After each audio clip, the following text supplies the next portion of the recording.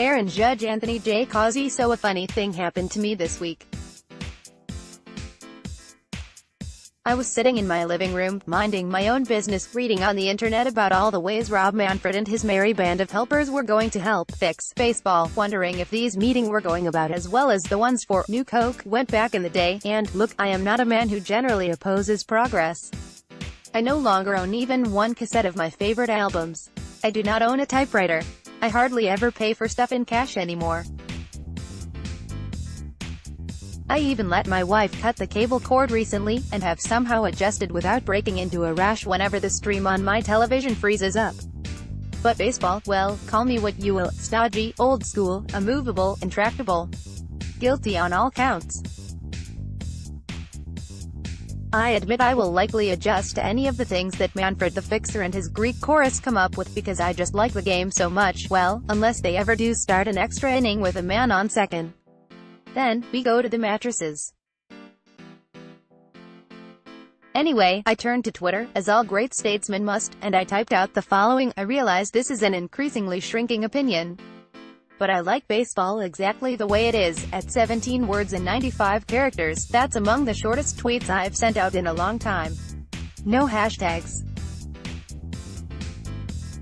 The clickbait police would have a hard time building a case against that tweet as anything other than the kind of declarative sentences our grammar school teachers taught us to craft. And, well, it's funny what happened next. It got retweeted, and liked, and replied to, and included in dozens of group discussions. I am always fascinated by what reaches people on social media and what doesn't, but for 2 full days I would check in periodically and see what people were saying. And here's what they were saying: thank you, not shrinking at all, we are the silent majority. And on and on. And look, I realize this is no scientific poll.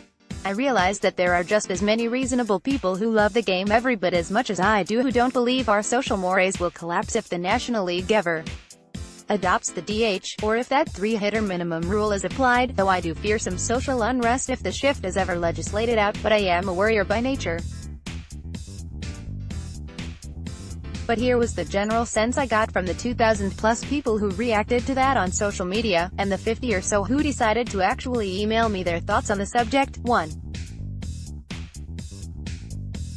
We like the game as it is. 2. We don't think 3.5-hour games invite a Caligula-like dissolution of morals and public standards. 3. Why doesn't anyone ever think about us? It's the last one that gets to me, honestly. It seems like Manfred the Fixer obsesses over the various and sundry groups who don't watch baseball, and seems to care very little about the ones who do.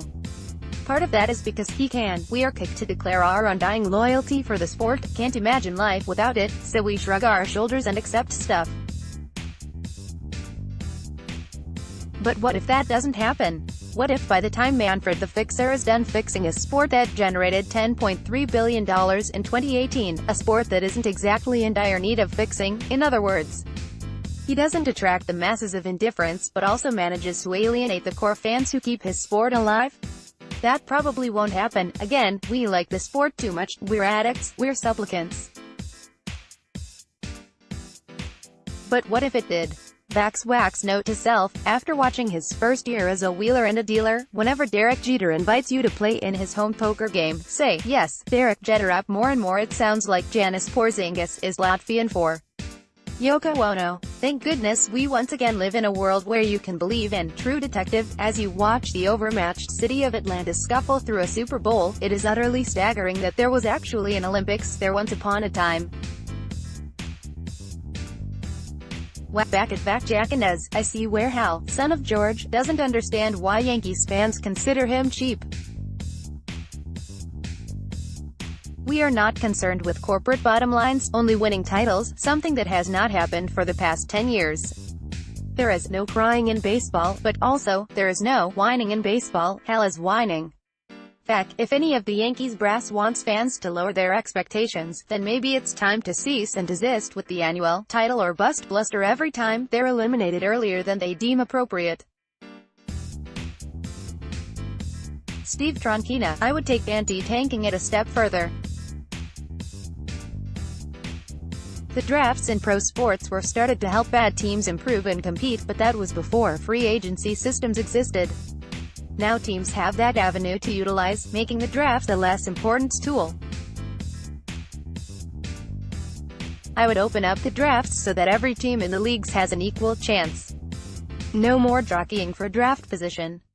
Well, that's certainly one way. At Crash Colucci, the only real solution when tanking is get rid of the draft. Let kids choose where to play. Choosing more money or playing time or coaching staffs, front office or whatever. At Mike Vick, also one way, although that's what MLB had pre-draft, and unless lesser teams were willing to hand over exorbitant bonuses, all the good players went to the Yankees, Dodgers and Cardinals. Frank Giordano, is there a rule in the NFL rule book that states, do not cover Julian Edelman? The guy is always wide open. It's the only logical explanation. I say the same thing 5 times a game. 15 in the playoffs.